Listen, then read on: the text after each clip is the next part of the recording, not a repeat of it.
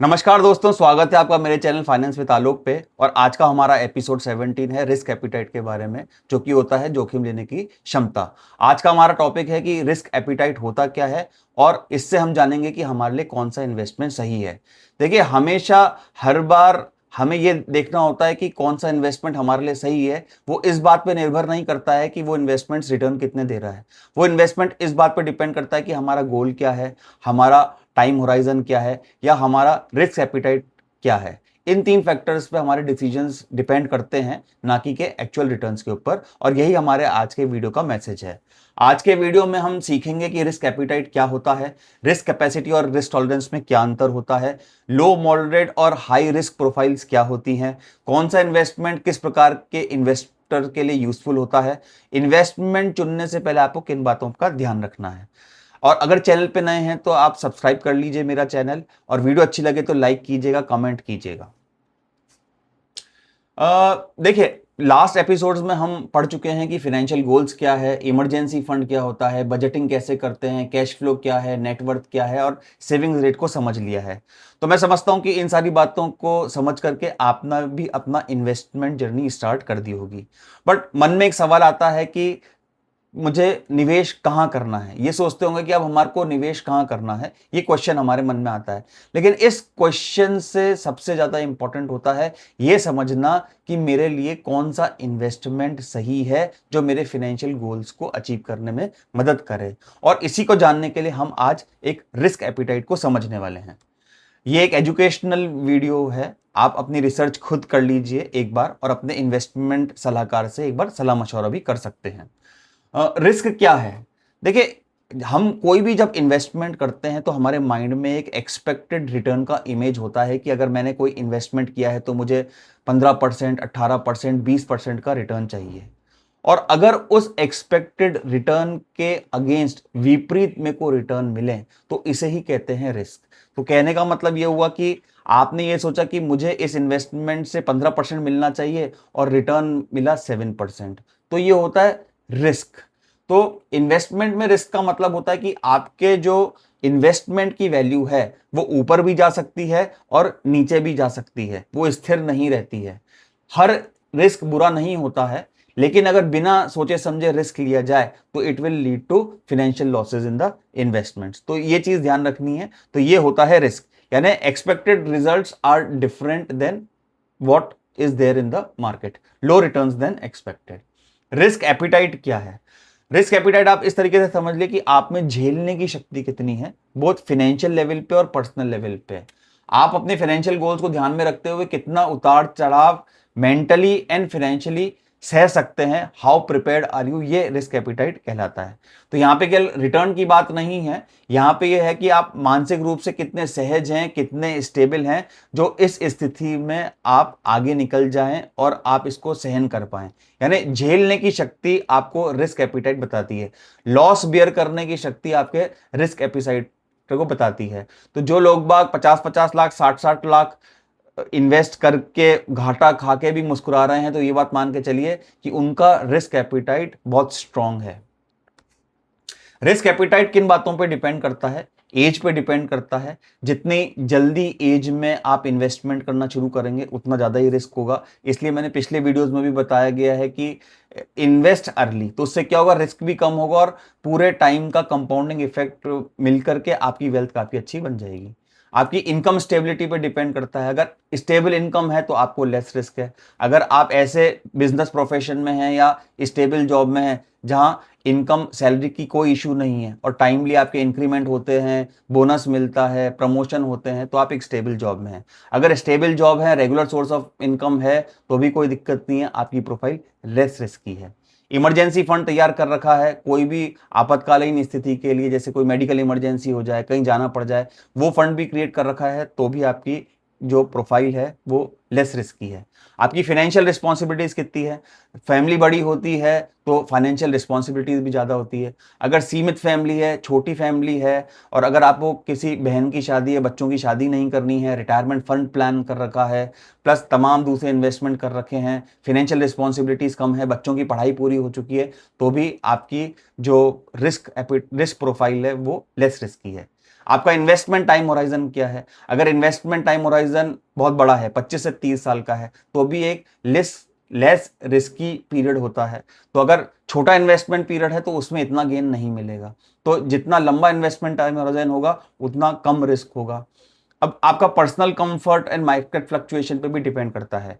आपका risk appetite क्या है, आप जल्दी से घबरा जाते हैं या जल्दी से परेशान हो जाते हैं, उस पर डिपेंड करता है। अगर ऐसी स्थिति है तो ये आप जिसे कहते हैं कि आपका रिस्क एपिटाइट काफी कमजोर है। तो हर परिस्थिति के हिसाब से हर आदमी का जो रिस्क एपिटाइट होता है वो अलग होता है। अब समझते हैं कि रिस्क कैपेसिटी और रिस्क टॉलरेंस में क्या डिफरेंस होता है। रिस्क कैपेसिटी आपकी फिनेंशियल स्थिति आपको कितना रिस्क लेने की इजाजत देती है वो कहलाती है। तो यानी मैं कितना रिस्क ले सकता हूं वो मेरी कैपेसिटी है। अगर मेरी स्टेबल जॉब है, मैंने इमरजेंसी फंड बना लिया है, कम कर्ज है, क्रेडिट कार्ड के बिल नहीं है, मैंने डेट नहीं ले रखे, मैंने लोन नहीं ले रखे हैं, और मेरा इन्वेस्टमेंट होराइजन अगर लंबा है, तो मेरी risk taking capacity is very high. मैं इन सारी चीजों में बहुत स्ट्रांग हूं। तो यही सारी चीजें आपको रिस्क लेने पर फ्यूचर में हेल्प करती है। अगर आपको पता है कि मेरी इनकम आ जाएगी, अगर छोटा सा भी लॉस होगा तो भी इनकम आती रहेगी, तो भी आपको परेशानी नहीं होगी। आप ये बोल रहे हैं कि अगर कोई मेडिकल इमरजेंसी आ जाएगी, मैंने इमरजेंसी फंड बना लिया, तो भी कोई इशू नहीं है। आपके ऊपर कोई लोन का रीपेमेंट है ही नहीं, और आप ये बोल रहे हैं कि मुझे ये वेल्थ 25 साल में बनानी है, तो कोई दिक्कत वाली बात ही नहीं है। आप अगर कोई ऐसा रिस्कियर इन्वेस्टमेंट की चॉइस करना भी चाहते हैं तो आपका रिस्क कैपेसिटी अच्छा है। अब रिस्क टॉलरेंस, आप मेंटल रूप से कितना तैयार हैं कि अगर मार्केट में उतार चढ़ाव आते हैं और अगर आपका जो इन्वेस्टमेंट है उसकी वैल्यू इरेड हो जाती है, अगर कम हो जाती है, तो आप उस स्थिति में कैसा बर्ताव करेंगे। परेशान हो जाएंगे, घबरा जाएंगे, आप टॉलरेट कर पाएंगे या नहीं कर पाएंगे, आप बीमार हो जाएंगे। तो ये सारा रिस्क टॉलरेंस होता है। तो दोनों ही बातें, जैसे जो अग्रेसिव इन्वेस्टर्स होते हैं उसमें दो एक बहुत अच्छी क्षमताएं होती हैं। फर्स्ट इज उनकी रिस्क कैपेसिटी भी अच्छी होती है और रिस्क टॉलरेंस भी होती है। तो रिस्क कैपेसिटी होना अच्छी बात है, लेकिन अगर आपको रियली अग्रेसिव मनी मेकिंग करनी है तो रिस्क टॉलरेंस भी बहुत हाई होना पड़ेगा। There are 3 types of investors. एक तो होते हैं कंजर्वेटिव इन्वेस्टर्स, जो कैपिटल सेफ्टी उनकी प्रायोरिटी रहती है, वो कम उतार चढ़ाव पसंद करते हैं। तो वो बोलते हैं कि यार मेरे लिए थोड़े ठीक ठाक रिटर्न मिल जाएं, 7-8%, 10% के मिल जाएं विदाउट एनी टेंशन, बट मेरी कैपिटल जो है, जैसे 20-30 लाख रुपए मैंने इन्वेस्ट कर रखा है, अगर वो प्रोटेक्ट कर रखा है तो मैं कंजर्वेटिव हूं, मुझे ज्यादा लाइफ में कुछ नहीं चाहिए। ऐसे सारे इन्वेस्टर्स कंजर्वेटिव इन्वेस्टर्स कहलाते हैं। तो ये लोग किस में इन्वेस्ट करते हैं, ये लोग सिक्योर्ड इन्वेस्टमेंट में इन्वेस्ट करते हैं, जैसे आपके बैंक के फिक्स डिपॉजिट हो गए या डिबेंचर्स या डेब्ट इंस्ट्रूमेंट हो गए। तो क्या होता है कि एफडी और जो डेट इंस्ट्रूमेंट्स होते हैं वो डूबते नहीं हैं, उनमें अच्छा खासा आपको 8-9% का over a period of 3 years investment year on year आपको रिटर्न मिल ही जाता है। तो ये होता है कंजर्वेटिव, उनको लालच नहीं है, वो बोलते हैं विदाउट टेंशन जो रिटर्न आ रहा है मेरे लिए सही है।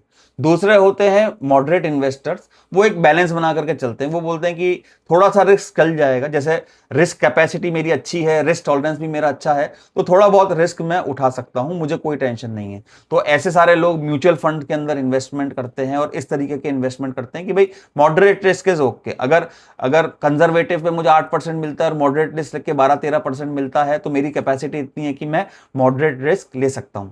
एक होते हैं अग्रेसिव बायर्स, जो बिल्कुल लॉन्ग टर्म की सोचते हैं, जिनमें मार्केट के उतार चढ़ाव, ऊंच नीच, पैसा कम हो जाए, ज्यादा हो जाए, उसको झेलने की क्षमता बहुत ज्यादा है, रिस्क कैपेसिटी बहुत हाई है, रिस्क टॉलरेंस बहुत हाई है। वो ऐसे हाई ग्रोथ इन्वेस्टमेंट तलाशते रहते हैं हमेशा और उनमें इन्वेस्टमेंट करते हैं। तो वो उस श्रेणी के इन्वेस्टर्स होते हैं जिनको आप ये मान सकते हैं कि इन्वेस्टमेंट करने के बाद 15 से 20% का रिटर्न चाहिए, तो वो काफी अग्रेसिव प्ले करते हैं। तो ऐसे सारे जितने भी इन्वेस्टर्स होते हैं वो इक्विटी में इन्वेस्ट करते हैं, स्टॉक मार्केट में इन्वेस्ट करते हैं, क्योंकि वहीं पे हाई ग्रोथ पॉसिबिलिटीज होती हैं। अच्छा, आप ये मान सकते हैं कि कई स्टॉक्स में तो मैंने ये देखा है कि एक एक दिन में 10-10, 12-12% का भी गेन आया हुआ है, और बहुत सारे स्टॉक्स तो ऐसे हैं जो over a period of 3 years 2.5 Guna return भी दे सकते हैं। तो ये सब कुछ अग्रेसिव इन्वेस्टर्स पे डिपेंड करता है, बट हाँ, रिस्क टॉलरेंस बहुत जरूरी है। तो स्टॉक मार्केट में ऐसा भी होता है कि पॉसिबिलिटीज इस तरीके से होती हैं कि लगाया हुआ जो पूरी रकम होती कैपिटल है वो भी पूरी वाइप आउट हो जाती है, कई बार 70-80% लॉस भी हो जाता है। तो हम सबको ये देखना पड़ेगा कि हमारी रिस्क प्रोफाइल क्या है, हम कंजर्वेटिव इन्वेस्टर्स हैं, मॉडरेट हैं, अग्रेसिव हैं, किस तरीके से हैं। तो ये सारी सब क्या है कि नॉर्मल कैटेगरीज ऑफ इन्वेस्टर्स हैं। बट बहुत सारी चीजें जैसे मैंने वीडियो के पहले बताया है कि आपकी प्रोफाइल पे डिपेंड करता है कि आपके पर्सनल सर्कमस्टांसेस क्या हैं, आपके फाइनेंशियल गोल्स क्या हैं, टाइम होराइजन क्या है, आपकी एज क्या है, स्टेबल इनकम है या नहीं है। इन सब पे ये सब कुछ डिपेंड करता है कि आप किस तरीके के इन्वेस्टर्स हैं। एक एग्जांपल देखते हैं, रवि और नेहा दोनों 30 वर्ष के हैं। रवि की नौकरी स्टेबल है, उसने इमरजेंसी फंड रेडी कर रखा है और उसका इन्वेस्टमेंट होराइजन 20 ईयर्स का है। नेहा ने अभी रिसेंटली नौकरी शुरू की है और उसके पास इमरजेंसी फंड भी नहीं है। तो मैं समझता हूं कि दोनों के लिए एक जैसी इन्वेस्टमेंट स्ट्रेटेजी नहीं हो सकती है, बिकॉज एक ने अभी नौकरी स्टार्ट ही करी है और एक स्टेबल जॉब में है।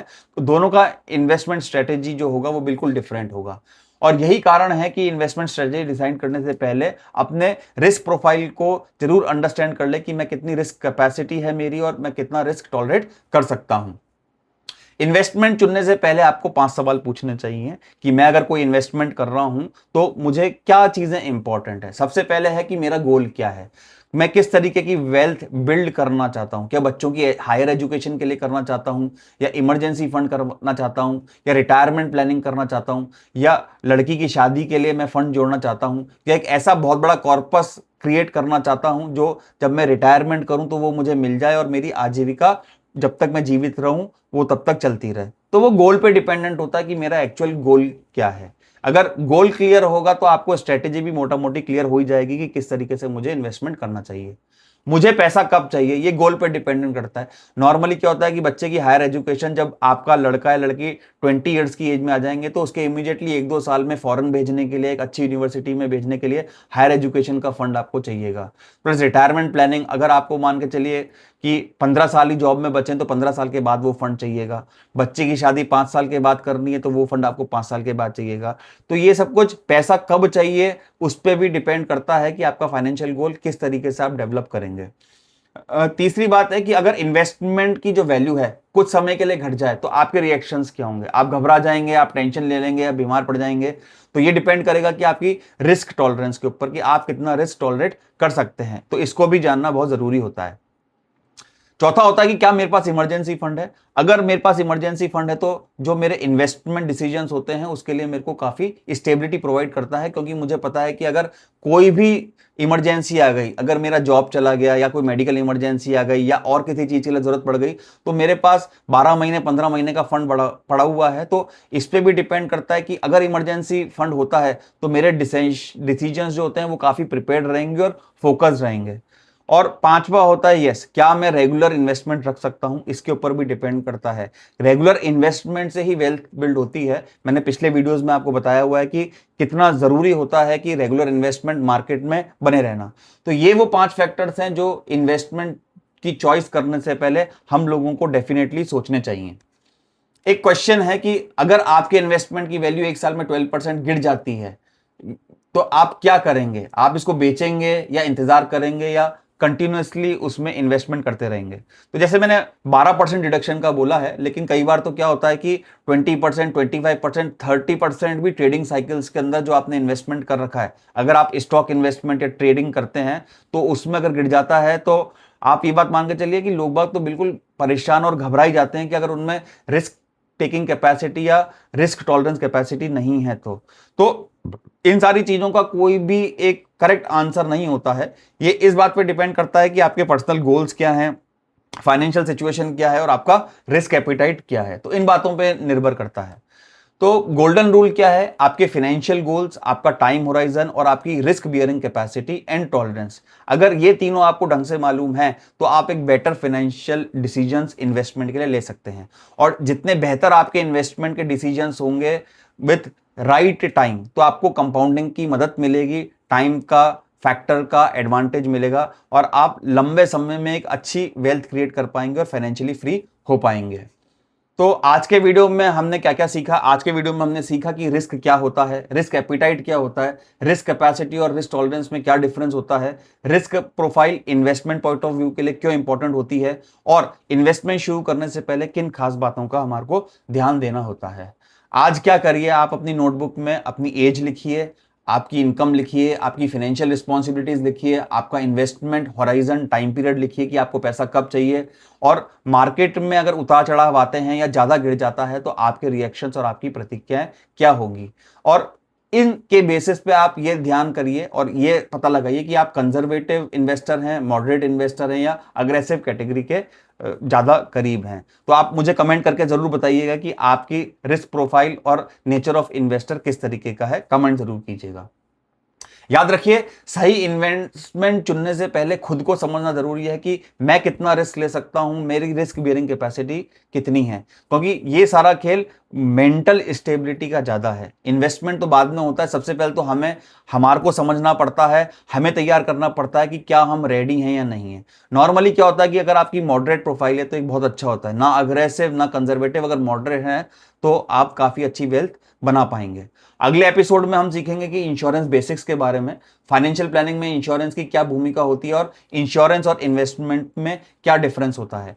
इंश्योरेंस एक प्रोटेक्शन प्रोवाइड करता है और इन्वेस्टमेंट आपको वेल्थ बिल्ड करने में मदद करता है। तो इंश्योरेंस बेसिक को डिटेल में नेक्स्ट वीडियो में समझेंगे हम लोग। तो दोस्तों, आज के वीडियो में बस इतना ही। आई होप आपको रिस्क एपिटाइट और रिस्क कैपेसिटी के बारे में पूरा समझ में आ गया होगा। तो आप अपने रिस्क का पूरा एनालिसिस कर लीजिए और अपना एक इन्वेस्टमेंट प्लान और फाइनेंशियल गोल्स बनाइए, ताकि आप अपनी फाइनेंशियल जर्नी में अपने बेहतर डिसीजन ले सकें। वीडियो पसंद आए तो लाइक कीजिए, शेयर कीजिए, और चैनल को अब तक सब्सक्राइब नहीं किया हो तो सब्सक्राइब कर लीजिए, बिकॉज आपके सब्सक्रिप्शन से ही मुझे मोटिवेशन मिलता है और ये पता लगता है कि आप लोगों को मेरी वीडियो पसंद आ रही है। मिलते हैं नेक्स्ट वीडियो में, तब तक के लिए धन्यवाद।